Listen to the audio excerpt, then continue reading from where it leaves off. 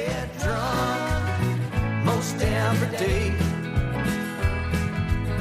Always seem to find myself late.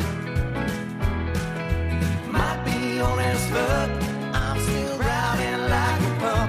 When they said not everyone deserves a podcast, you didn't listen. The Middle Class Holes. Bum, bum, bum, bum, bum, bum, bum, bum, bum. You guys got the Olympic fever? What are we, 2 weeks in? We about to wrap this puppy up? Anybody care about the Winter Olympics? Wes, Austin, Bay-Life, Brokerage? No, I was just thinking about it the other day about how much I care now, and it's very little. Unfortunately, you want to care.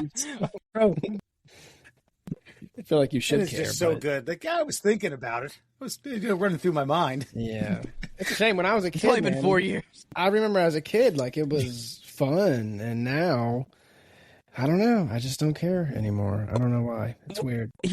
I had this thought about it because when I remember I was like, man, when I was a kid, we would just gather around TV. That's all we do is watch the Olympics. And I'm like, it was forced. I think it was forced watching. I think it's something that we haven't experienced because now that we're adults, we've got every streaming service available to us. You got every other channel in the world.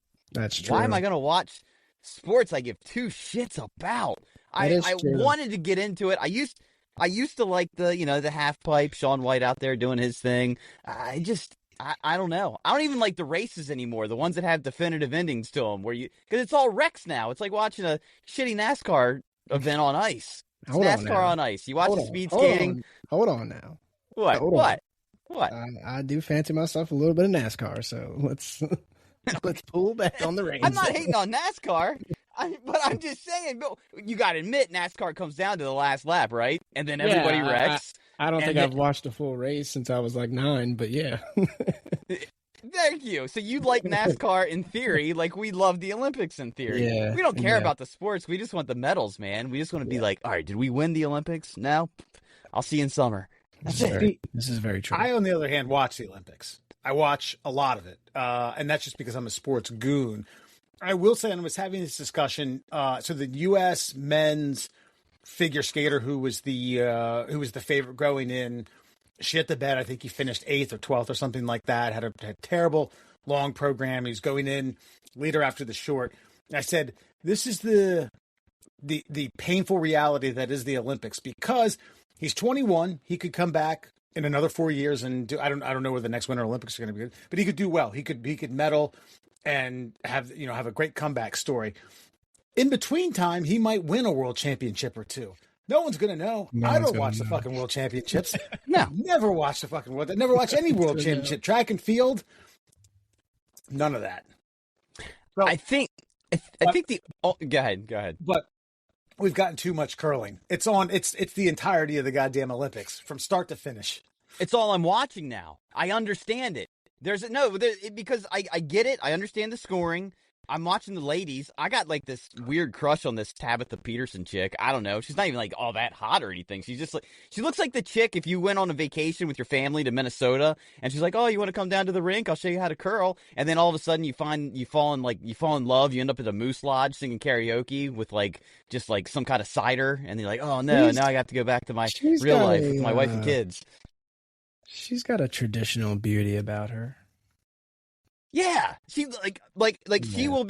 she will look like that until she's like in her 60s. Like she's not gonna, she doesn't need lip filler. She looks, and she's fun. She likes to go to the ice rink and fucking throw giant boulders at other people's boulders.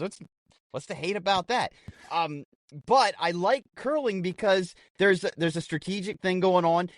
I've just found this out. There's no referees. Those people that are watching, they're just making sure they're okay. Like, you guys need any drinks? You cool? They're just there to make sure everything's flowing appropriately. It's self-regulating. If there's a foul, they work it out amongst themselves. It's kind of beautiful. I didn't know that. Yeah, learn something new every day. I did like it. I appreciate how, Austin, you said you weren't watching, and immediately he brings up, was it Tabitha Peterson? You're like, yeah, she's got a kind of a beauty about her. So you were watching. You were lying. I immediately Googled her. And, oh, gotcha. Okay. Yes. But then, are you guys then aware of the current Canadian curling scandal that has happened between them and I think the Swedes? again, self-regulating. Somebody got called out on the ice, and there was a little kerfluffle. You guys see this at all? Yeah. Yeah. So, what is it? You can't finger diddle the stone after it's crossed a certain line, or something like that. That's after right. You release it. You got the hog. No, you can never. This is the thing that I saw a bunch of Canadians flipping out, like it wasn't past the hog line. And by the way, I love the hog line because I know that at some point in curling's history, they were like, "Nah, you can't touch the stone past the hog," and there was literally a pig on the side of the fucking bank of the river that they were playing on. So he fingers the stone, and homeboy calls him out, and he's like, "Fuck you! No, I didn't." The Swedes specifically set up cameras so they could catch this guy touching the stone. And now the big to-do is Canada's pissed that they tried to catch them cheating with extra cameras that weren't provided by the Olympic Committee. It's like, I kind of love it because Canada, I think Trump broke Canada. Like, Canada is becoming villains of the world all of a sudden. It's kind of amazing because they were like the darlings. Oh, they're so polite, they're kind, they don't cheat, they're all for fair play. And then all of a sudden, they've turned into the cocksuckers of the Northern Hemisphere. The hall monitor Trudeau left, and now now it's fair game. Cheat at the Olympics. Let's fucking go. Let's go. Come on. They're our Get biggest rival in hockey, too. Those hockey games get real chippy between America and Canada. Right. The women's game today was nuts. Went to overtime. So you guys are watching the Olympics. It's there. It's I know. I'm talking about Austin. Austin's like, nah, I thought about watching it, and then I decided not to. But I thought about caring how much I care about it. I still had it on TV. What was your consensus about your concern? Yeah, like I said, I guess I just don't care enough anymore. Like it was, it's become like a time filler almost. Like I'm kind of half on my phone. It's on TV. I'm watching it, but also, I just don't feel like turning to something else. So it's just on. Like so I've seen a few things. But I'm not locked in. It ain't like an Orioles game or Ravens game. Like I'm not. Sure. Right. I guess it's hard to be locked in on something though that you don't really. Honestly, I think you and I are actually on the because I'm the same thing. I am watching the last like 4 rounds of the curling match, but the first 6 I'm kind of like because they're fucking blocking each other the whole time. Get the fuck out of here. But so it is just on there. It's in the periphery. I think I just like it because like I said, I just want to see America win, but we're not going to. Those Nordic countries are just kicking the shit out of everybody right now. So it is what it is. I like some patriotism. I do feel like that's why I loved it so much as a kid. I feel like everybody in America was so much more patriotic that it was just like, we're going to watch this whether we like it or not because it's America. God damn it. So I do want to share, I was doing a little digging around because the indoor long track speed skater for America was silvered in the 1500 meters. He was trying to go for 4 golds. It would have been the most that American male won since Eric Heiden in 1980. Right. I remember that name. I obviously I wasn't born yet in 1980, but being the goon that I am about sports, I know who he is. And I was watching some old races. Okay. This is how much things have changed. First of all, it was all outdoor. Okay. And that stopped in 92. Up until 1992, they were still doing this shit outdoor. And then you've seen the long track. They have the lines, they have the crossover areas where they have the split. So the middle line, if you look at this, was just here. I'm going to share this with you. It was just like bulked up snow. It just like made like a snow barrier for like, you can't cross that when you're skiing around. And if you hit it, it's a penalty. I just damn, man, the times have changed, and the times have changed, and the times are so much. He set an Olympic record when he did this, and it's been beaten since then by like 16 seconds. Jesus. Wow. Yeah. Well, technology. Sometimes I do. I guess that's why I'm kind of into the curling. I feel like all the technology has, even the curling thing. And those stones are smooth as shit. Like that ain't what those Scotsmen were rolling across the lake back in the day. They were probably like out with a pickaxe, hunking them out, like, oh, that's a good one, just fucking going down and throwing these things. I don't know. Sometimes I do feel like the technology's ruining things, but I have seen a new sport. It was on right before we came down to record. It's called like mountaineering. So they're like, what was skiing like before ski lifts? So now the whole sport is you got to like climb the mountain on your skis, get to the top, and then ski down in like some competitive course. And then you got to like run up a hill and shit. Like, that's legit. Like, to me, that's like decathlon on snow. I like it. I don't know. There's some of these that I do dig in theory, but they're boring as piss to watch. I don't know who anybody is. Explain to me I think it's the biathlon where they ski and then shoot. Yeah. What? Yeah. Why? So what is the shooting coming? You basically exhaust yourself, and then you have to be precise with the gun. And each time, excuse me, when you go to the shooting area, I think it depends upon the length, because sometimes you have like 3 or 4 shooting stations. They're all at the same spot, but it's when you've completed a lap. It's sitting or standing, and obviously standing is more difficult. You sit, you can brace yourself. There's some that are interchangeable. It's sit, stand, and that last one, when you are absolutely gassed, you have to stand and hit 5 targets, and for every one that you miss, you go to a penalty loop. It's like a little off the track kind of loop to go around a couple times. But the origin of that is like a hunting thing. So like if you were tracking an animal and you were out in the snow, you'd have to steady your heart to be able to make the shot. So I think like the thing's based on like the size of a rabbit or some shit like that. And I like that one too, because it's, I don't know, it seems like the Olympics have become so hippy dippy. It's nice to see them fucking pull a rifle off their back for no reason. That's right. Just to take a fucking few pot shots. It's kind of like that sport. Have you guys heard of chess boxing? Yes, in Russia.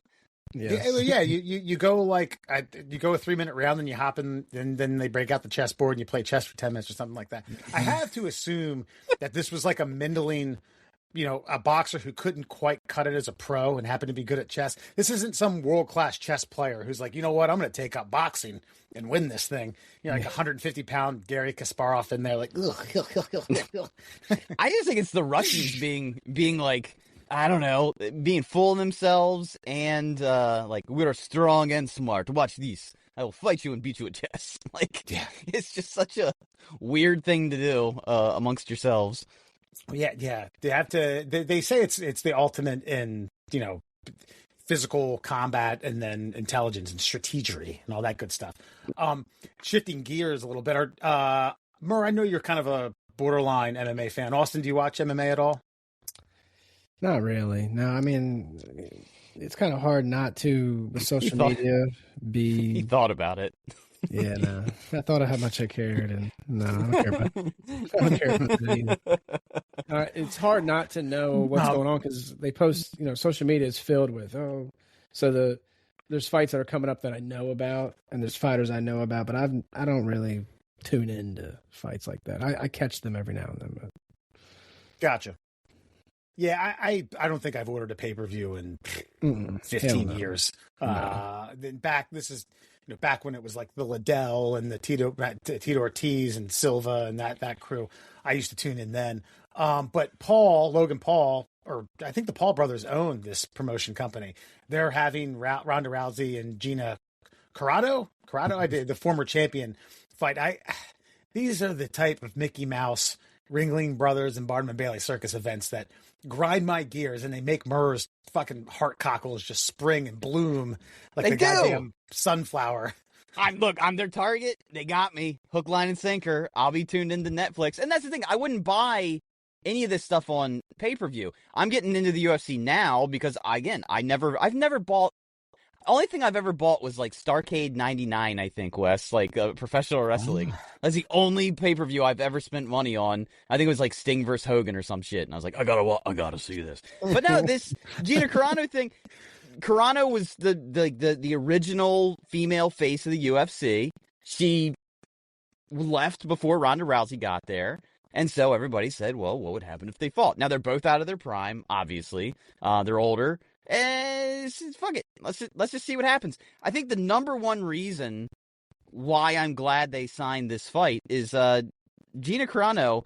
She is here you go. I mean, she's no Tabitha Peterson or anything, but she's kind of a classic beauty. But she let herself go since she left the UFC. And now, and I remember she was on Rogan after she got fired from all the Disney projects for a meme she posted, and she kind of let herself go, and she said, I really want to fight again, not because I care about winning, but because that's the only thing I can do to get back in shape. And now she looks fucking smoking again. So for that, I'm grateful. For Gina Carano to be hot again, I might tune in for that one. I may have Googled that name a few times in the past. That's interesting. Yeah. I think it just bothers me because this is what the Paul brothers have to do to make money. Whereas like they claim to be so ingrained in the fight game and they're going to change the landscape of it. And I kind of weirdly hope they do. There needs to be some competition. We lost Austin. We'll you and Murr and I will fly solo-ish. We'll do a 2-man bobsled team here for the Lone Rangers. That's right. Now with their hit single, the Lone Rangers. It just bothers me that this is the type of event that they roll out as like a game changer. We're changing the landscape of boxing and MMA and combat sports. I'll throw it back at you though. Like everybody when you hear the bar talk, like, oh well, I wish so and so would have fought so and so. Oh, I wish so and so would have fought so and so. Well, aren't they just answering those calls? Isn't that kind of what they're doing? I wish Mike Tyson would fight somebody one more time. I bet even at his age he could. Now it was shitty. You got what you asked for, and it wasn't what you were expecting. But I don't think I've been clamoring for a Ronda Rousey return since her last fight when that. But I did. Nunez just fucking teed off on her 15 times in a row. I was like, well, that's it. The game has superseded her. Sure. She hasn't evolved. And I think that's what makes this kind of a potentially maybe entertaining. It's an evenly matched fight because they've both been outside of the octagon for enough time that they both have enough ring rust that if this is what they want to do, they got to get back in shape. And I don't know. Plus Rousey's been out talking a lot of shit over the last year. Doesn't she always? Isn't that her shtick? Isn't she just a 365, 24/7 shit talker? She's just a bitter little pill, just doing podcasts and just like throwing shade at Joe Rogan, who has never said anything but a kind word about her. Like I just don't get it. And I don't know if she's trying to make herself into like a little villain of her own sorts. Then well done, because I'm not a big fan anymore. Not that I ever really was. There's a influencer. His name's Dean the Great. I don't know what he does. Anyway, back-to-back weeks. He got slapped by one of like a bodybuilder that hangs out with Rampage Jackson, and then this past week, this former MMA fighter named Tiki Goshen like straight up elbowed him at a party. Like a nice. Boom. Yeah. Because he kept asking. He's like, you don't know who I am? He's like, listen, man, I don't know who you are. He's like, don't act like that in front of the camera. Don't act like you that because all these women are around. You know who I am. He's like, yeah, I saw that. I don't know who you are. And then finally it was like, I don't like you. I don't like your tone. I don't like how you're talking to me. And gets in his face and wails on him. Good. Well, we got Austin back. We hashed out this Ronda Rousey, Gina Carano situation. Murr thinks that it's a step in the right direction for combat. Well, okay. I do like the Netflix stuff, though. I agree. I don't like that every, championship. This isn't a championship fight, but every A-list fight has to be paid for. They need to get back to some of this like free consumption. I mean, it's not even free, but it's something that everybody has. It's almost like, okay, Austin, did you have HBO? I mean, I didn't get HBO until I was like a junior in high school, but did you like the HBO boxing, the ESPN Friday night fights? Mm-hmm. Like, did you consume that like growing up at all?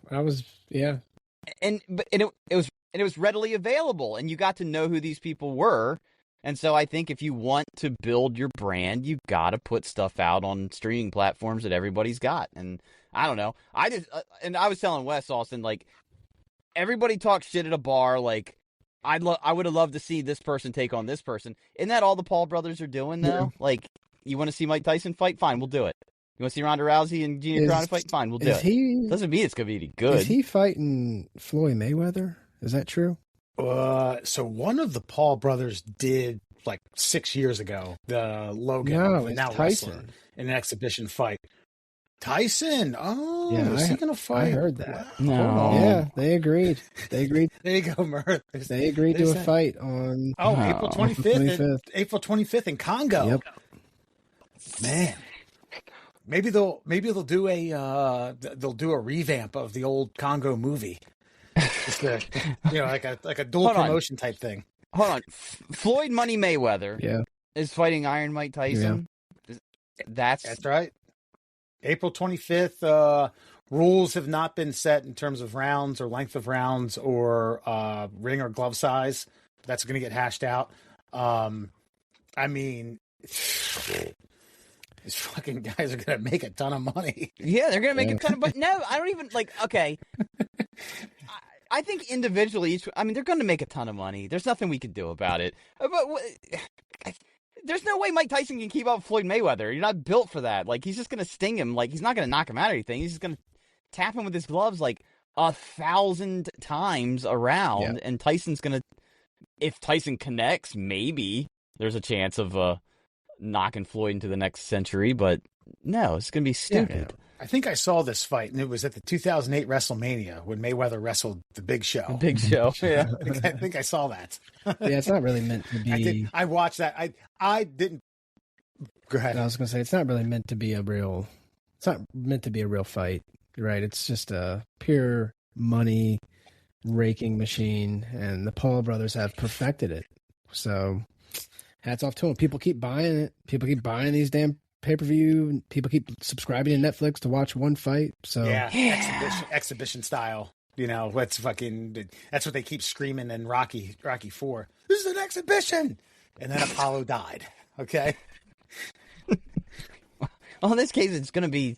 I don't know. I don't want to watch this. I might have to draw the line somewhere with the fights I'm willing to tune into. I think you got to let their numbers suffer a hair so they stop doing that kind of shit. But I'm okay with the Rousey Carano fight. Oh, I just want to mean to ask. So, did anything come of this Curlinggate? Nothing yet, man.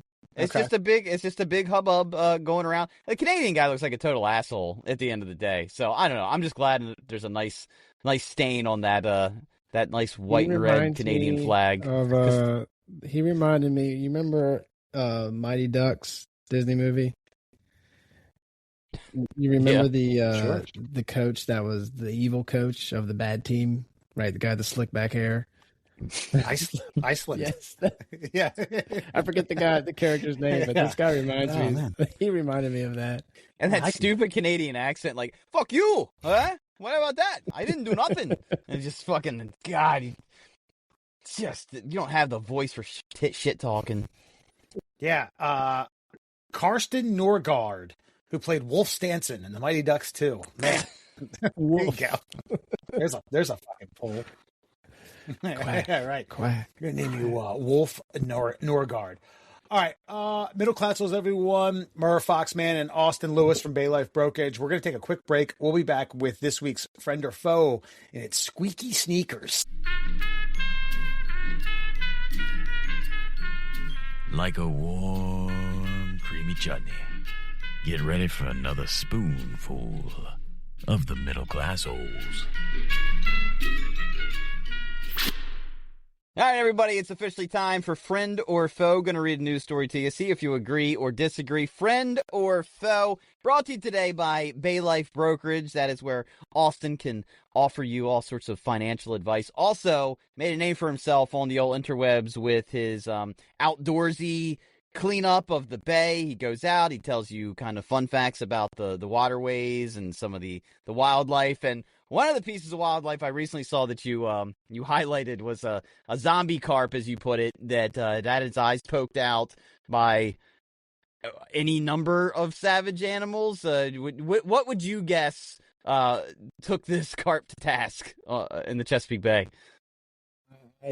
I'd probably guess seagulls. They are seagulls, though. I don't. Yeah, they're some dickheads. I mean, I just thought they were like fry snatchers and shit. I thought they were just little assholes. I didn't know they were like violent assholes. They are little assholes, but like in every manner. You know, they'll kill, they'll steal, they do it all. So you find this giant invasive Japanese carp. You told us all sorts of tales about it and how it got here and how they get the shit kicked out of them. And you're like, I'm gonna take care of this guy as soon as I get done here. But first, now you didn't show what happened to the carp, and I'm just wondering exactly how the moment went down when the camera went black. Well, I mean, I only had my hands and a pitchfork, so there's only a few ways that we were going to put him out of his misery, and Okay, so you beat him up. You guys had to tell. I strangled him to death. Yes, of course. Like He a real wedged it man between would. the two pitchforks. He wedged it between two of the pitchforks and punched it. Yeah. And these are pretty hardy creatures, though. So I mean, I don't know, man. It's just, I mean, God bless you, everybody. Oh, that's so cruel. Like, no, it had no eyes. Okay, it's swimming around blind in murky water. It's what you do to wildlife. And so, was it a quick death? It was not quick at all. Inhumane. I like it. All right. Yeah. I'm even more engaged now. This is where doesn't the DNR recommend that you kill every, like, there's no fishing season for these? Catch as many as you can, kill as many as you can. All the invasives, right? But believe it or not, there's like a whole, I mean, dude, you should within the Chesapeake Bay community, influencer online community, if you will, there's a whole like savage debate going on about the snakehead and whether or not it's okay for these snakehead fishermen who go out and bowfish, or really, well, if you bowfish them, they're going to die. But there's a lot of snakehead fishermen who are going out and just targeting snakehead and then putting them back. And so they'll catch these things that are well known to be highly invasive, and then they'll just put them right back in the water like it's a, like it's a striped bass or something. Like, oh, catch for another day, right? And like, so yes, the DNR guidance is you catch an invasive species like that, you kill it. You can't even like kill it and put it back in the water. You have to like dismember it and like bring it onto land and put it in like a fucking bag and make sure it gets to the dump, like nowhere near the water again, because it could carry eggs. So that's a whole thing going on right now, and people will lose their minds on you if you, depending on what line you step on, if you suggest that. Boy. Oh yeah, people go in on you. It's so weird because we all know that they are indeed invasive, but then it turns into this like philosophical argument, like, well, what's invasive? Like, I knew it. It's like, well, how long does it have to be here before it's not invasive? All right, well, let's get to it. Friend or foe? Going to read a news story to you, see if you agree or disagree. Friend or foe? And this has to do with some squeaky tennis shoes. Customers sue sneaker company On. That's the name of the company. And by the way, you're going to be inundated with their ads after you listen to this little clip right here. They're being sued over, quote, noisy and embarrassing squeaks. Quote, no reasonable consumer would purchase the defendant's shoes or pay as much as they did, knowing each step creates an audible and noticeable squeak.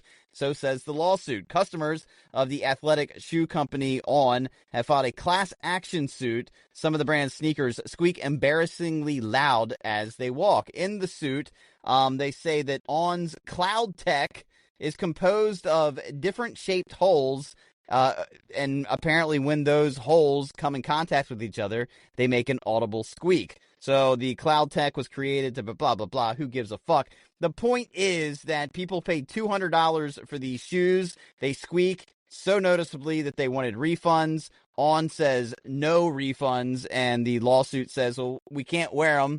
What are we going to do? So the friend or foe is basically this. Are you on the side of the customer with this one? Or are you on the side of On, who's basically saying, like, look, that's just how the shoes are designed. Sorry you're not satisfied.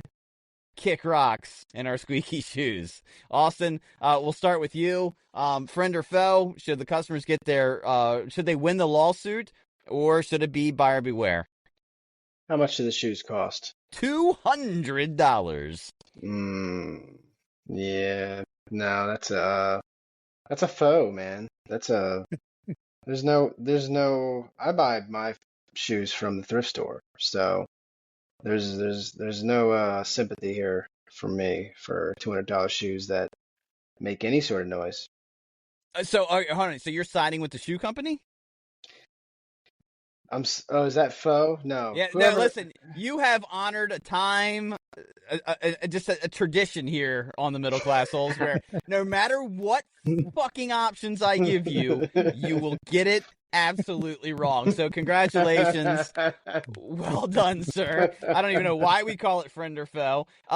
Okay. So are you siding with the shoe company or siding with the customers on this one? the customer, yeah.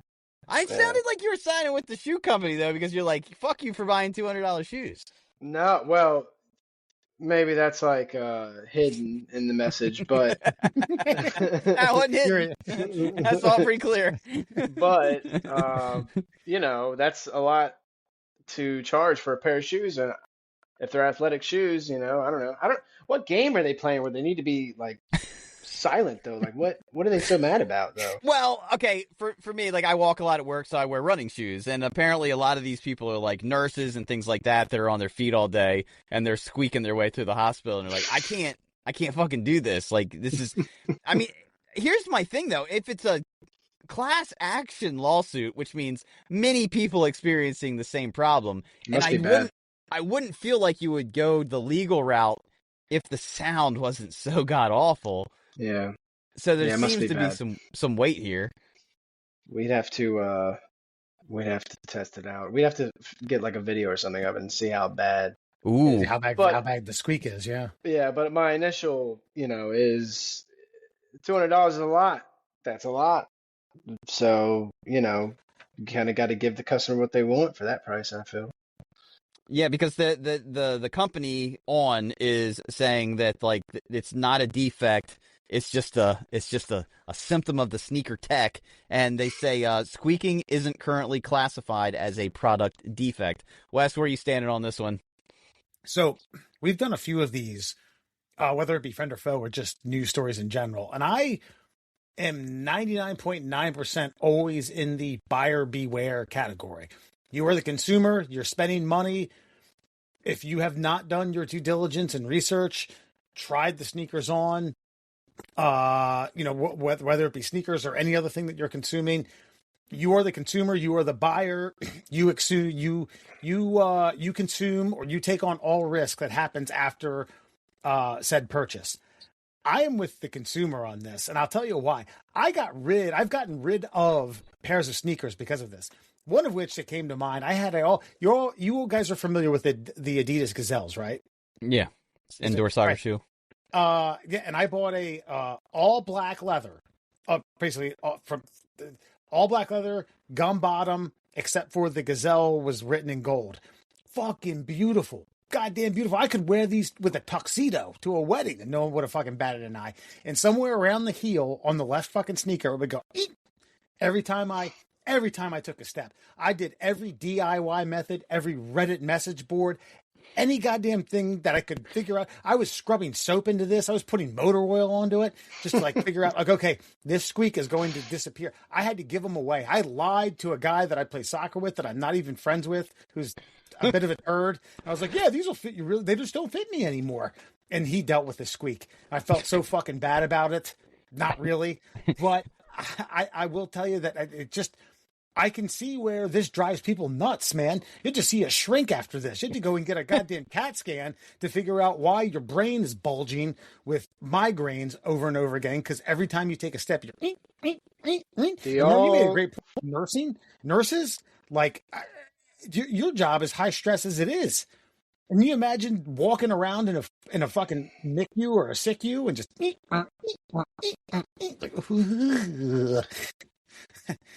Were you going to say, Austin? Do y'all wear a lot of like regular, what do they call them, tennis shoes? Do y'all wear Yes. tennis shoes? When are you from? Yeah, I wear a lot of I wear running shoes all the time. Do Basically, we call them tennis shoes? sneakers, tennis shoes. I think either way is perfectly acceptable. Regular shoes though, like soft shoes, right? Yeah. Yeah. Okay. Every day, I don't. I own I'm a not couple, agreeing to that. I don't know what he means. I own a couple of pair of dress shoes. 90% of my wardrobe is made up of quote unquote tennis shoes. I call them casual shoes, but yeah, I do. Okay. Yeah. I guess when I think about it, I really only ever wear boots unless I'm actually running, and then I'll wear running shoes. Other than that, I'm like 90% of the time in boots. So the thought never occurred to me to like, oh, the squeak is messing with like it's never been a thing. So when I was hearing you tell that story, I was like thinking to myself, like, does that happen to me? And like, no, Well, none of my boots have ever squeaked.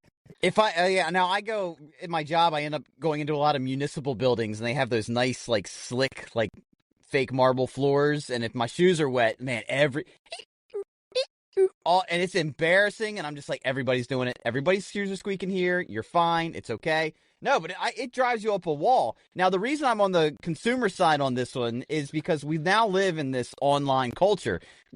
There's not shoe stores where you can go buy these shoes. So you see them online. They're advertised. You spend $200. They ship them to you. That's the first time you're ever going to get a chance to try them on. And then they're squeaking like a motherfucker, and it's like, man, you're inconvenienced. It's like you call them up, or you just like, hey, yeah, I need to return these. They're squeaking. Could you just send me another pair? And then they say no. I think that's where everybody started to, like, ramp up. As soon as they heard that no, no, you don't understand. I've only worn them, like, once. There must be something wrong with them. They're squeaking, like, excessively. Like, oh, sorry, that's not a defect. You're going to have to keep them. Fuck you, I got to keep them. Because to rally this many troops against one company is extremely hard. And somehow they managed it. And, of course, there's a lawyer out there who's willing to take the case on. But, I mean, are they going to get their $200 back? Probably not. But I think it's the principle of the whole thing. Yeah, I think if you don't have a bullshit return policy, then perhaps you have a leg to stand on if you're the shoe company. But in this case, like, no, well, that's just, that's the air pockets, and that's the way we designed them. I mean, you want to be comfortable, or do you want to hear squeaks? I just think, I mean, there's no way that this company... Because how many online companies are there out there? Because if you don't know, they're basically those shoes that you see people wearing. They look like the airless tires, the tubeless tires. They have like that kind of hex pattern, and I don't know if they're comfortable or not. But for $200, they better be, because that's comparable to like high end Nikes. I mean, the Nikes I buy are like $140 a pair, and they're like the Pegasus. If I'm paying $60 more than a technologically advanced, tried and true shoe company, they better be the best shoe I've ever put on my dainty little size 8 feet. And for that, you can go fuck yourselves there on. And then what you mean? What are we going to do? We're going to have a revolt. We're going to burn these things like a book burning, except it's on shoes. Yes, why not? No, I just think they're going to go out of business. I just don't think you can survive anything like this. I mean, they'll either have to fix the shoe and lower the price, or they'll just have to go out of business and learn their lesson, and they'll pop up as a new brand tomorrow on TikTok or be in the Temu shop. And that's how this is going to happen. Because, I don't know, but I feel bad for people because, I mean, shoe stores are still out there, but I went to Dick's to get a new pair of shoes. I was like, oh, I'm already in town. There's Dick's right there. I won't order them online and wait a week and a half for them to fucking come through UPS. They did not have the color I wanted. So I was like, well, I guess I got to go online. I think I got it. I think I got where we can become borderline millionaires. You send us your defective ons at Squeak. We'll make wheelies out of them. The shoes with the heel and the wheel and the heel? Yeah, yeah. I don't know if that sole can support a wheel. It's like a weird sole. Yeah, and why? Do you know how to do that? I don't know how to do that. How are we going to do that? Listen, I'm spitballing here. I think this is a good idea. Murr, you took offense every time I shit on some of your ideas. And well, this was dumb. Austin, you're right. Yes, the engineering will have to be sorted out. This is just hey, if you guys think it's bad, then I'll say less. But won't it cost us money to make them into wheeled shoes? What are they paying us? Like, are they paying us for the retrofit? You said you'll send us their shoes. We'll turn them into wheelies and send them back? The customers will send us their shoes. Why do they want wheelies? Was that what they wanted to purchase in the first place? That's a good point. We'll need to have a marketing structure in order to sell them on why they need wheelies. Okay. So we bring back a fad. I always wanted to try this. Do you guys have any of those? No. I always wanted to fucking clothesline some kid who went by me. And No. I did too, but I always thought that was kind of like, cool for a second. Like, oh, look at him gliding across the parking lot. No. And What was cool were the grind shoes. the ones with like the cutout. You know which ones. I wanted to try them, but I was like, I'm never going to randomly walk out of the Hartford Mall and try to like skate the fucking railing in my shoe. They had the metal. I think they had metal on them, and you could grind down rails. You don't remember the commercial where the kid would just be like, no, I remember the commercial. It was for kids who didn't want to be caught in rollerblades. And like, I still want to do that though. Yeah. Yeah, I see. Some of these are slick. Of course, New Balance made some. Really? New Balance got into it. Yeah, I'm looking it up right now. The wheelies or the grind shoes? The grind shoes. New Balance did not get into the wheelies. The wheelies.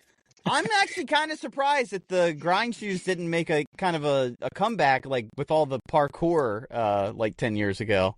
It just seems like something that would be a part of that community. And looking it up, there's a company named Heelys, Hellys,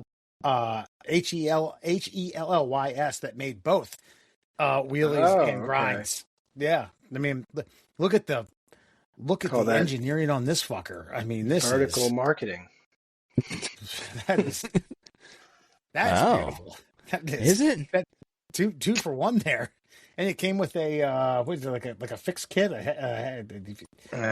Do some quick pit stop tune up on your Heelys. That's wheelies? sick, bro. That's sick. It is. Throw on your Jinko jeans and hit the mall get railing. laid. I'm surprised they haven't come out with like an electric shoe at this point, like where the wheels are in the bottom and you just like zip around like you're on one of those stupid fucking whatever. What are those things you guys have down there? Like the little green scooters. Yeah, Google it. I bet you they got something like that. I mean, they do. There's a number of companies. You're talking about Lime. Lime had the green scooters. But I'm just talking about like a shoe that has like little motorized wheels in it, and then you just bet you that exists. If it hasn't, there's your idea, Wes. You send us your ons, we'll convert them into that is a good idea. Electric. See what I did, Wes? I made your idea better. Now it's my idea. Right. And depending upon, we'll put it like a Johnny Knoxville level on it. Like, how crazy do you want to get? Do you want this shit to shoot fucking sparklers and? But I think the friends have it on this one.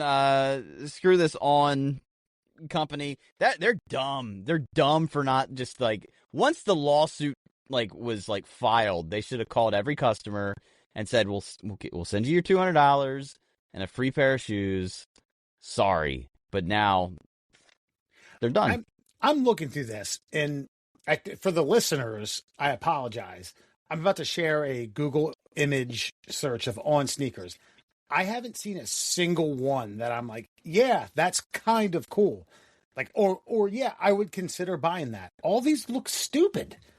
I mean,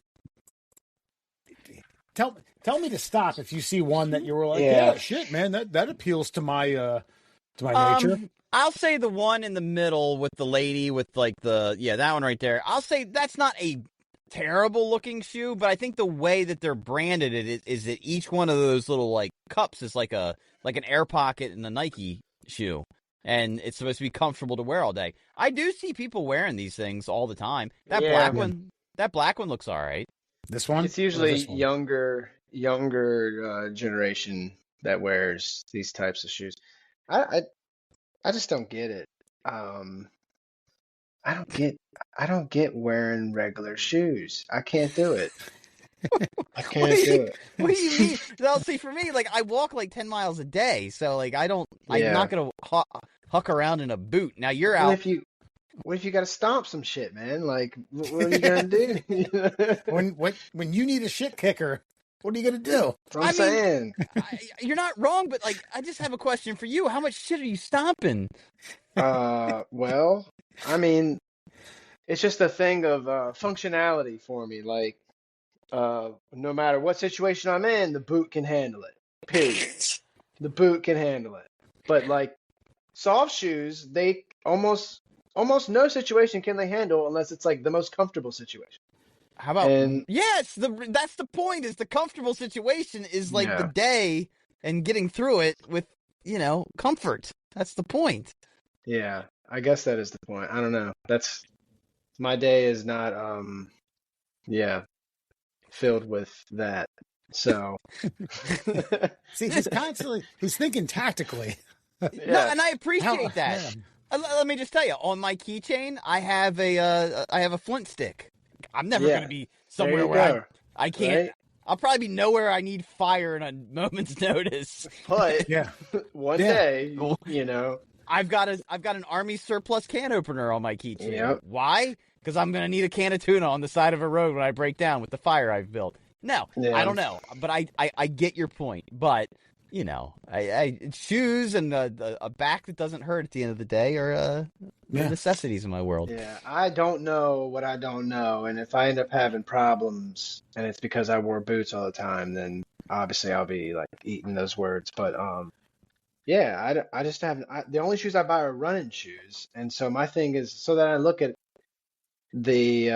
I just look at it from that angle. I'm like, okay, you're either running or you're doing everything else. Yeah, And if the you're runner doing- you're stomping. And if you're doing everything else, you need a boot. And that's like all I can think of. What's going to happen is the day you have to convert because you've created these health problems for yourself. Yeah. You're gonna need to stop a carp, and when it happens, that sneaker is going to squeak. Yes. Squeak, squeak, squeak. No, I'm saying. here, but you know what? I can actually kind of sympathize with your mindset here because there are occasions where I need a boot because like it's raining or it's mucky out, Yeah. and then I've been wearing these running shoes for Mhm. years. And then I put on a boot, and I'm like, how am I supposed to walk in this with my dainty feet that have been cushioned by pillows of air for the last decade? So, yeah, I've got the exact opposite problem. You're probably better off than I am, because one day I'm going to need an orthopedic, and I'm just not going to be able to lift my knee. Well, the true like the real way to do it is just nothing. Just walk barefoot everywhere. That's that is like the top tier of functionality.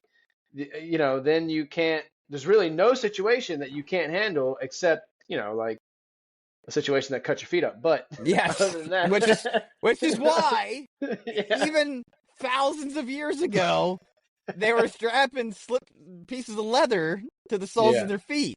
'Cause- But you can get your feet so tough from walking that they are like leather. Like you can get your feet crazy tough, and they can be really hard to cut and cut up and stuff. There was a guy. Remember Dual Survivor? yeah, I was getting Yeah. ready to bring that up. Yeah, it was. I think it was Cody Lundin. Always went barefoot. Unless Yeah, it his was like feet were extreme crazy. tundra. Yeah, and I can't imagine. I mean, the calluses that guy built. Christ, you could have made a sneaker. I'm out of that. jealous. Yeah, Right. I'm legitimately jealous. Like I have to put on a boot to achieve that, and he just gets that. He just. But there was one episode where they were in some rocky terrain and the rocks were like shaped like razor blades, and the dude with the Hulk Hogan mustache is like, "Listen, Cody, I'm telling you, you're gonna want to put some shoes on." He's like, "Nope, I got it," and he was suffering. Dave Suffering. Canterbury. Yeah, Nope, I Out got of it. pride, he was just suffering. And you know what your feet look like? Like people just gonna stare at you like, oof, like you belong in a museum with those fucking meat hooks on the bottom of your ankle. Well, I'm judging you. Look at your soft ass feet. Like. yeah. Yeah, as I run away in my Nike fucking Pegasus. Look at your soft, clammy feet. I don't want to hear it. Yeah, he ran away and his sneakers squeaked every time. I could hear him. Yeah, The, actually, that's such a great. There's a great episode of that where they're hard up for food. Cody gets grasshoppers and does them like kebab style. Puts them on a skewer and puts them over a fire and eats them. And Dave Canterbury, the guy you were talking about, the Hulk Hogan, Fu Manchu, he was like, "Do you want one?" He was like, and I don't. It's one of those ones where I really think the editors of that show had to like make a hard decision as to whether or not they were going to put this into the show. And he's like, man, the last time I saw someone eat like that, they pulled a tapeworm out of his ass that was this big. Oh, by the way, have you ever seen the tapeworms? Look up bears and worms. That will give you nightmares for the rest of your life. Mm-hmm. You know what I'm talking about, Austin? Mm-hmm. Dude, they just disgusting. hang. It's disgusting. Yeah. Is it just any bear, pandas, polars, or all of them? Or are they... like black bear, grizzly bear, any bear that's like fishing in the upper northwest. Well, the amount of animals that have worms is disturbing. You don't think about it, but you see them in fish. You pull a fish out of the water, and you'll see them. And sometimes, like your dog, for example, right? Like you hear about heartworms and stuff, and it reminds me, I don't think I've ever given my dog a heartworm medication, but too late for that. But yeah, like there's worms and everything, and so like it's reasonable to think that we also have worms. If everything around us has worms, fish, dogs, cats, bears, it's got to be in us, right? I mean, but I think that's why we have modern medicine, just like we have modern shoes. We've made life better for ourselves. I'm assuming if we had a worm, we would have rooted it out by now. Would you know though? Probably not. No. Yeah. I mean, unless I had an insatiable appetite and I never gained a pound, but yeah, probably not. No, but yeah, I mean, it's just that guy. Do you know the guy from Jungle Keepers, Paul Rosalie? Yes. He does So he's talked a lot about parasites and stuff because obviously down there, he's in the Amazon rainforest, though. Yeah, but he heals like all of that with normal like leaves and bark from trees and stuff, and so I'm not sure if you necessarily always know when you have a parasite, but it seems to be something you can heal on your own in a way. I don't know. Yeah. And then we got, I mean, all the preservatives in our food. I'm sure those worms don't want to lick of us. I'm pretty sure we're fine. We live in a first world country, one of the last in the lands. So I think we'll be okay. There ain't going to be any worms hanging out of my ass anytime soon. By the way, before we get to friend or foe, and before you go, last thing I want to say is, Murr, I know you're familiar with Spinal Tap. Austin, have you ever seen that movie? This is Spinal Tap. If I have, I know the name, but I can't remember the movie. Yeah, it's a 1984 mockumentary. Rob Reiner actually made it. Yeah. Rob Reiner, yeah. David St. Hubbins. Remember they asked him about why he calls himself St. Hubbins? Murr, do you remember what I don't remember that line, no. He says he's named after the patron saint of quality footwear. St. Hubbins. Did you see the second one? I have not. No. And I feel bad. I feel bad because I love the first one so much. Don't feel bad. You know it's going to suck, just like Happy Gilmore 2 sucked, just like all these remakes 30 fucking years later generally suck. I'm not naming all of them, but yeah, they're usually bad. Top Gun Maverick was good. That's a good point. Top Gun Maverick is one of the anomalies. Dumb and Dumber was just god awful. Dumb and Dumber and Dumb and Dumber 2, TOO, were both bad. Yes. They were so bad. The was particularly bad. All right, so the friends have it on. Listen, I guess we'll sort out this whole mess about wheelies and grinders if we're gonna retroactively customize your shoe to handle your day-to-day wear. We will take a quick break. We'll be back with Fun Fact Friday and Before You Go. Well, we're just going to have to use our brains. Damn it. And now, Fun Fact Friday. It is time to expand your mind. It's time officially for Fun Fact Friday, brought to you, of course, by our many sponsors. Of course, Austin Lewis is joining us from yLife Brokerage today, and you can always visit our other sponsors. You've got the Shin Splints Recovery Group. You can find them on Facebook. You got any pain below the knee and above the ankle. And also the Flat Earth Science Advocates for Truth. I haven't heard, has the Artemis missions taken off? Here you go. Austin, do you even know about the Artemis mission? No. Okay, we're going to the moon. And everybody hates Elon and NASA so much they haven't even fucking mentioned it. So they're getting. I don't know if that's happened yet. Hopefully they can officially conquer the Flat Earth Society and show everybody a nice round globe which we all live on. But if you would like to be an advocate for truth, find Flat Earth Science Advocates for Truth on Facebook. Let's get to it. What, Wes? It's just plugging that fucking Facebook group always brings a chuckle to my heart. That's all. Yeah, again, we talked about it, that there are people out there. The guy who wrote Pulp Fiction was on Avery. Rogan. Yeah. And he was not. Now, he kind of copped out at the end, like he didn't own up to it because Rogan was really pushing on him. But he was making an argument for a flat Earth. And I'm just like, you wrote one of the greatest movies of all time. How can you hold this perspective, sir? Jesus Christ. But let's get to it. 5 fun facts for you on a Friday.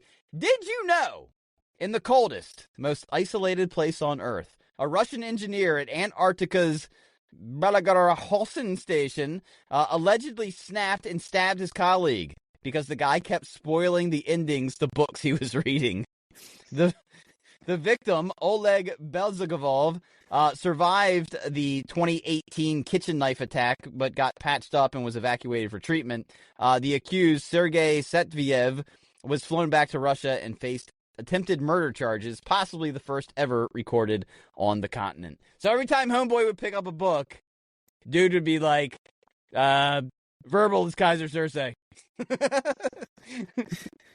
So I conclude, 1, the antagonist of this was well read, and 2, don't send Russians to Antarctica. Well, in 3, I almost feel like this is friend or foe. Okay, you're on an isolated place. You brought one form of entertainment, and the guy across the way keeps fucking that up, like, royally.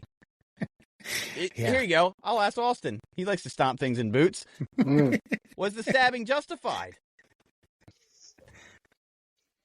Did he die? No. Yeah, it's all right. Thank you. Because think about it, Wes.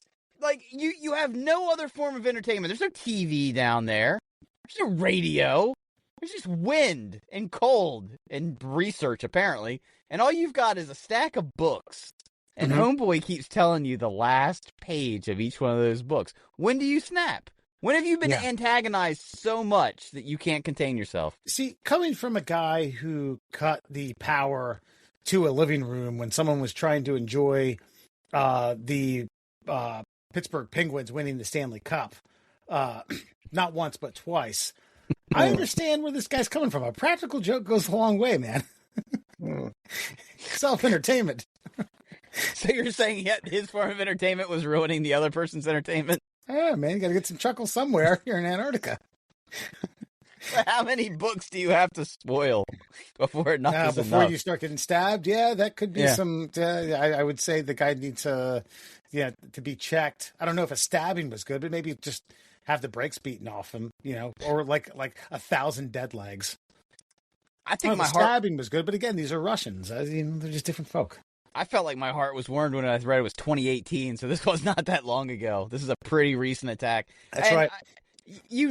Those sailors that ended up down there, like, there was some mutinies and shit. So other people got stabbed, but this is the first recorded attempted murder in Antarctica. And I will have you know, the gentleman who I played this prank on, after had calmed down a tick, and by a tick I mean he was like a 15 and when it was down to an 11, asked me what I would have done if he had done that if the Orioles were winning the World Series. I was like, oh yeah, I'd have beaten the brakes off of you. I'd have smashed your fucking. I'd have bent you like linguine. 100%. Could you imagine that? Oh God, you'd been a human pretzel. Figure eight. Did you know, in 1967, James Bedford, a 73-year-old psychology professor born in 1893, became the first person in history to be cryopreserved after legal death, with the hope of the future medical advances that would one day cure his cancer. He died of kidney cancer on January 12th, 1967, and had his body treated in some chemical to reduce ice damage, cooled with dry ice and then placed in liquid nitrogen storage. He's also been moved several times. He was last inspected in 1991, where they said he was still solidly preserved and still awaiting his cancer treatment. Damn. So wait, when was he? 67 was when he was preserved? Yeah. I'm wondering, like, could they not do a little diagnostics and figure out medical treatment today? Or do the Hopkins of the world just not want to go down that road? Oh, like just get him a new kidney and just be like, all right, we've cured kidney cancer. We're just giving you a new one. Like, yeah, I don't know. But I did look, bottom line, you don't want to be an early adopter of anything, especially freezing your entire body. I mean, this was just a whimsical fucking theory. It had to be back in 1967. Because now, I think they, like, sort of, like, embalm you with a freezing agent that doesn't destroy the cells. And I think you have, like, a steady flow, and your body sits in some, like some sci-fi movie cryo tank. So this guy's doomed. He's done for. But at this point, before his last family member dies, like, hey, let's see if it worked. Have they ever brought anybody back from cryo freeze? I don't think so. Not that I'm aware of. Right? We wouldn't know anyway. I mean, we're just, who are we to know that? Well, we would. Here's the reason I think the answer is no. Because if some crafty scientist is like, got him, like, we'd know about it. It'd be front page news, like, everywhere. Like, yeah, I don't know. CIA, any three-letter agency. I mean, it might be something they don't necessarily want to put out there. But so wait, hold on. What's your theory here? Is that that the three letters have tested this and almost guaranteed. Oh yeah, almost I kind of believe it. guaranteed they've tested it, right? Now, whether or not they've got it to a point where it's functional, I don't know. But they've tested everything else. They're almost guaranteed they've tested it. I think if it worked, we would know about it because they would instantly create like a shell corporation and they would get people to fund it more, of the research at least. They'd be like, hey, it works. Look, Jimmy's back. Hey, who won the last World Series? You're like, the Baltimore Orioles, 1983. Like, see, told you. So, yeah. Well, I always thought the same thing about UFOs, because people swear that the government has UFO technology, and the government doesn't really say they do or don't. They're just like, who knows? So I always think, well, where's the technology then? Because we're still burning gasoline with giant tubes with wings on them. So where's the technology? Because what we're seeing versus what we're doing is just night and day. I'm like, so if we did have it, you say that, but here we are, 3 people in different towns talking over the satellite feed, and so there are things out there. I guess because this is explainable, right? We're using like radio waves. We're using sound waves and radio waves, so that makes sense to me when you explain it. I don't know. It just seems different when you see what they say UFOs can do versus what our aircraft can do. And then apparently we've supposedly had them since Roswell, right? So 70 years we've supposedly had them. And we got 5G Wi-Fi out of that. Like, that was it, like, well, maybe, but don't listen. This is a rabbit hole you and I shouldn't be digging into right now, because apparently, like, the transistor came out like less than a decade after they found that fucker. Like, everything, all technology we have, all of a sudden was like transformed, and like after a weather balloon went down, like in Roswell. I don't know. Did you see Obama the other day? He said he's like, aliens are real. I haven't seen them, but yeah. I was like, Jesus Christ. Yeah, and now Trump's saying, he's like, he put out classified information. Like, what the fuck's that mean? What part of it was classified? The aliens, or what are you talking about? So, anyway, that's the most honest answer we'll ever get on it. It's like 2 guys basically pretending like they know but don't know, and then oh look, you said what we aren't supposed to know that we do know. Yeah. You're a bad guy. Like that's about as close as we're gonna get. Yeah, no, but I would like to see. Look, if they brought somebody back, I think again, bottom line is I think we'd know there'd be a brand new corporation out there, and we'd all be signing up for something we will never, ever, ever, ever, ever benefit from. Bringing people back from the dead? Because they could easily lie to you. I think that's why they hate this thing. Is like, yeah, listen, we'll bring you back. You'll never know if they bring you back. You'll never know. Yeah. You'll never know you're dead. You'll never know. You'll never know the next existence in eternity. You might be pissed off too. Like, what if wherever you go is cool, and then you wake back up and you're just like, oh, Fuck.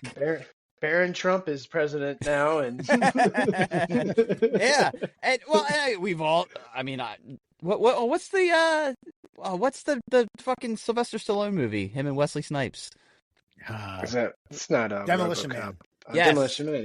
Yeah. Where he was awake the whole time.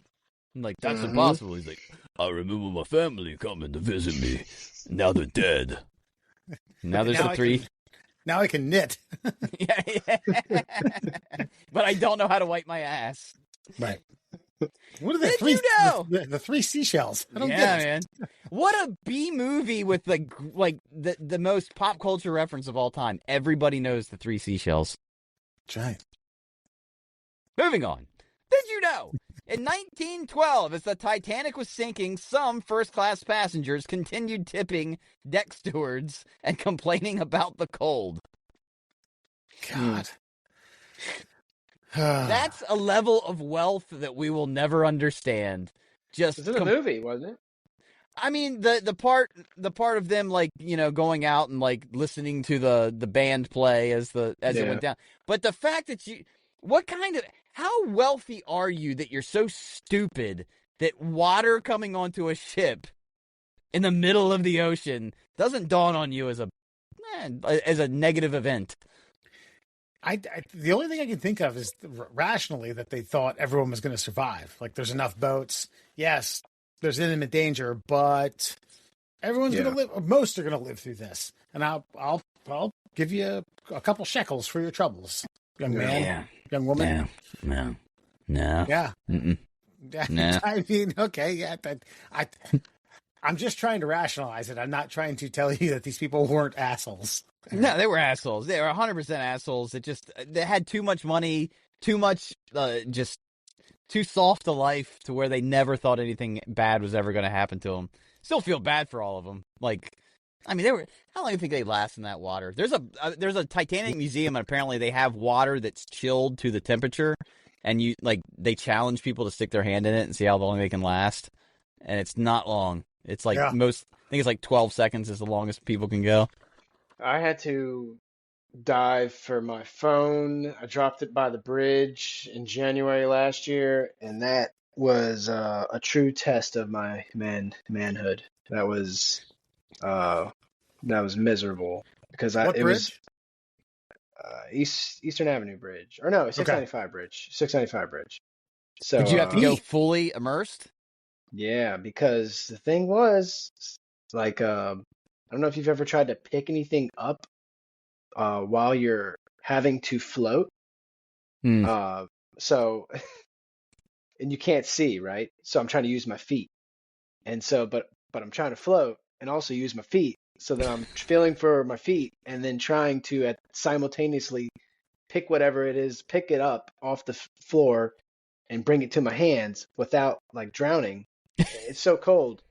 It's impossible, by the way. You can't do it. So I ended up. So then I tried going diving headfirst, and by this point, I've been in the water for 10 minutes.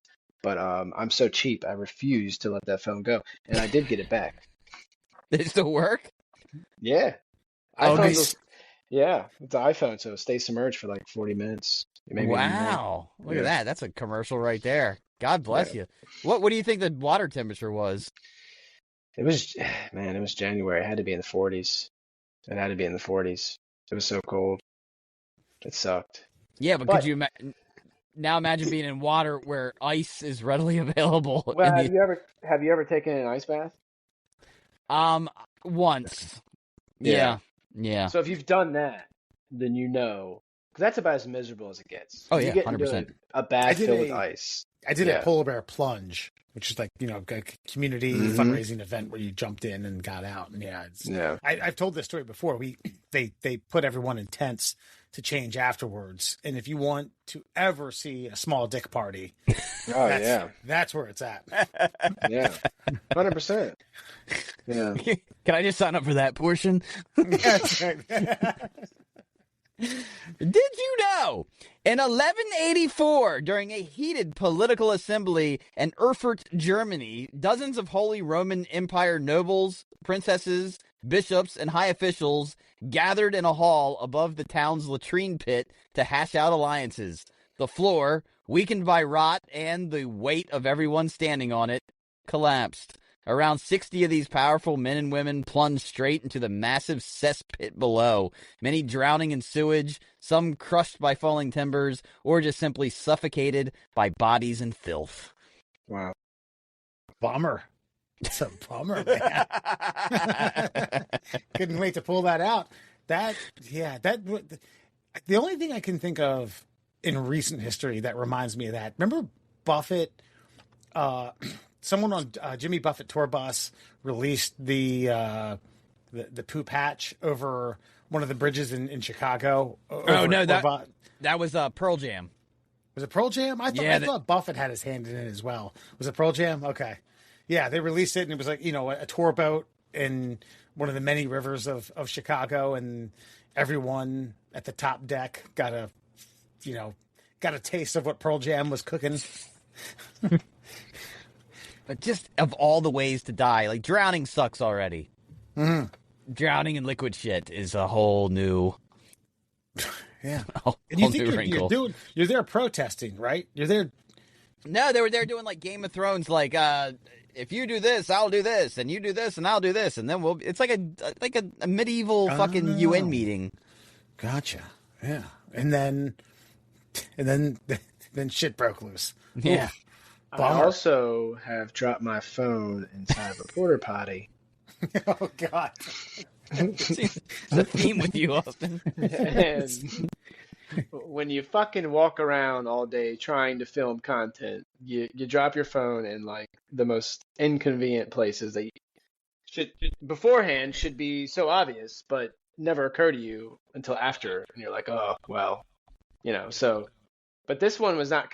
This one was kind of a series of weird events because I had to take my waders off to sit on the toilet and the phone. So I take my waders off and the phone goes flying out of the waders, banks shot off the wall of the porta potty, and then before I can sit down, it slides right under my butt. Bloop! Right into the blue goo. The blue goo of It death. happened so quick. I was watching it. It was like shoot, ding, and then it made a bloop before you even wanted to bloop. Then I picked that bitch out. That's what. Oh my god! Tell me you have like down there. Yeah. Tell me you have like an OtterBox or something on that phone. I don't remember. This happened a few years ago. Yeah, so I'm sure there was something on it. But, okay. Yeah, there was something on it. But that doesn't help. Then you've got those little ports, though. The hearing, the microphone port and the hearing port. And yeah, those didn't smell good at all. Oh, you God. We need to put together an Austin phone fund. Yeah. And finally,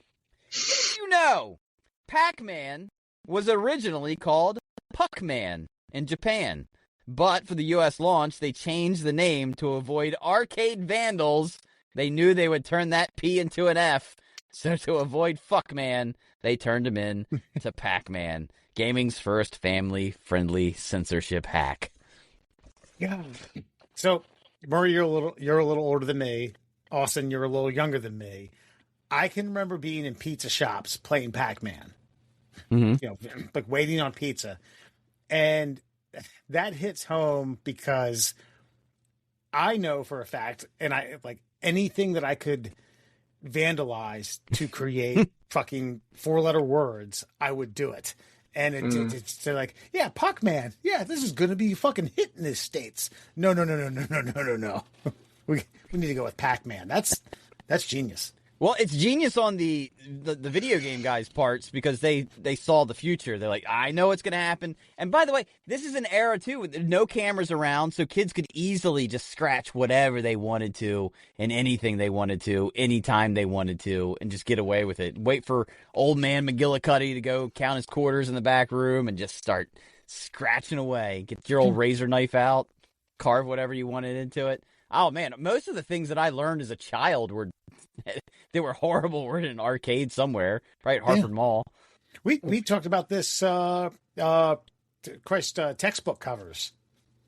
But when we were kids, all of them had Cecil County, and we used to erase a few words in county to create a 4-letter word used to describe a Karen of sorts, and not ever thinking that a teacher might see it. Okay, what's that say right there? Cunty. Cunty, yes, cunt. Yes. Spell that shit out for me. No, and every textbook had at some point, like every kid learned how to draw like spread legs. So there was like a vagina on like every science book you could find. Yeah. Man, well, hail to Pac-Man. Appreciate it. That's good times. It sounds a little bit like a racial slur to me, to be honest. Puck-Man? Puck-Man? Well, he's shaped like a puck, you know? I get it. I just... What race is getting slurred? Yeah, use your imagination. You tell me. What do you envision? I mean... Nothing? Puckman? I mean, I guess Asian? Is that... Now, do you think it's a coincidence that I had the same... vision? You just read my mind, right? Well, but they made the game. Yeah, I got you. But they're racist against themselves? Listen, self-loathing Asians? I did not force myself to have these thoughts, but you also shared the same thought when I proposed the question. There's a pattern there. That's fine. That's fine. But again, if they wanted to make it and that's what they wanted to call it, I can't then they had no problem with it. So it's not racist. I have no problem with it. But then I also might be a little racist. Apparently you are too. All right. Since we're on the subject, what do you call a man from Ireland? Not sure. Well, like an Irishman, right? Yeah. What do you call a man from Great Britain? A British. Oh my God, Austin, you're bad at this. An Englishman. Yeah, an Englishman, right? So, what do you call a man from China? I've never understood why that's a problem. Chinaman. Yeah. Chinaman. Yeah. Is it a problem? Yes, unfortunately. I found that out through the Facebook comments and YouTube channels. It had to go with the whole building the railroads thing. Yeah. Well, yeah, but who cares? They built something. Puckman. Yes. That's right. And that, my friends, is your Fun Fact Friday.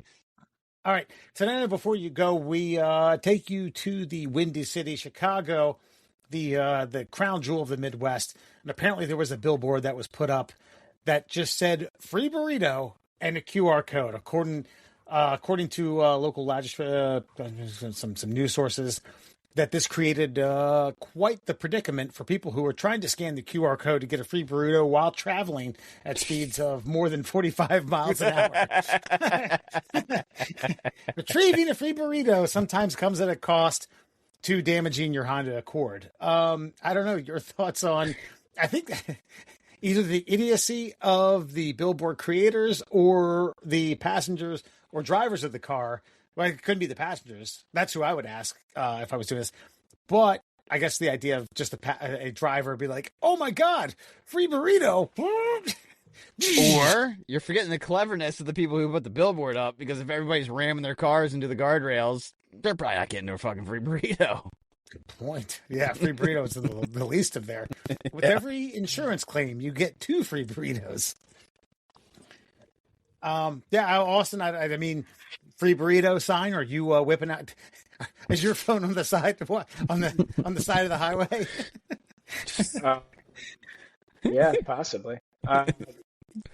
So if you had to envision what the ethnicity of the people driving the Honda Accord stopping to get the burrito. Mexican men. No. It's the free part. You're overlooking the.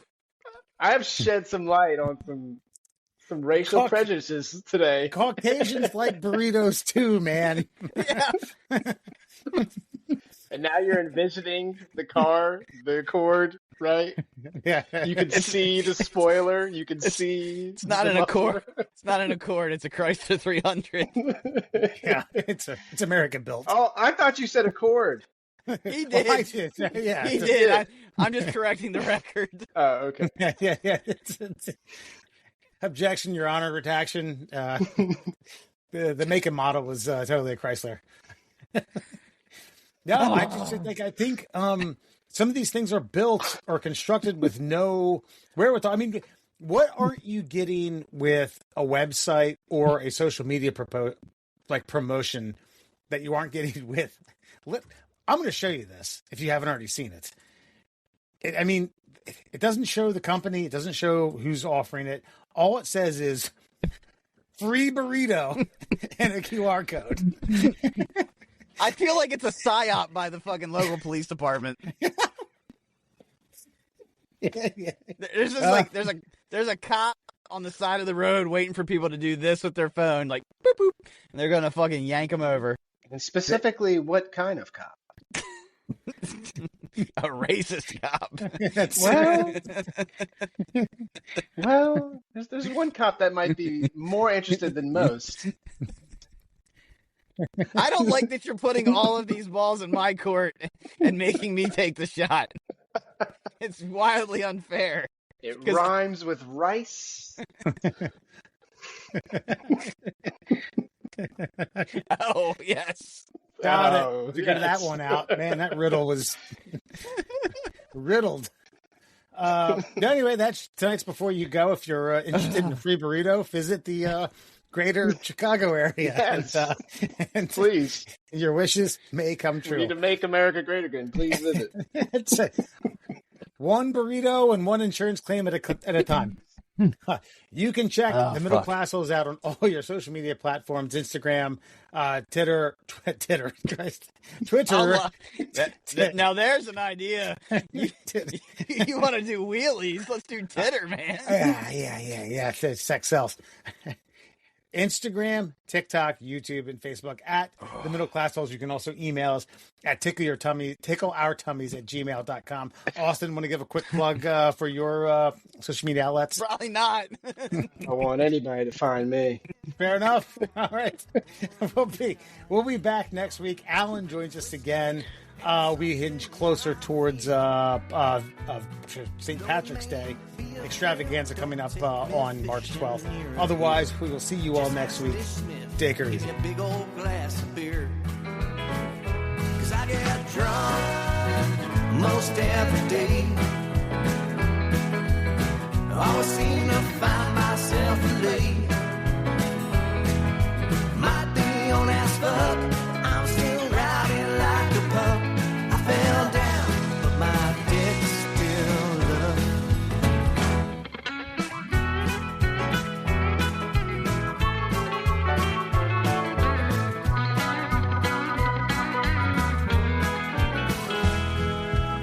Well, sometimes I may need a hand when I'm just too drunk to stand.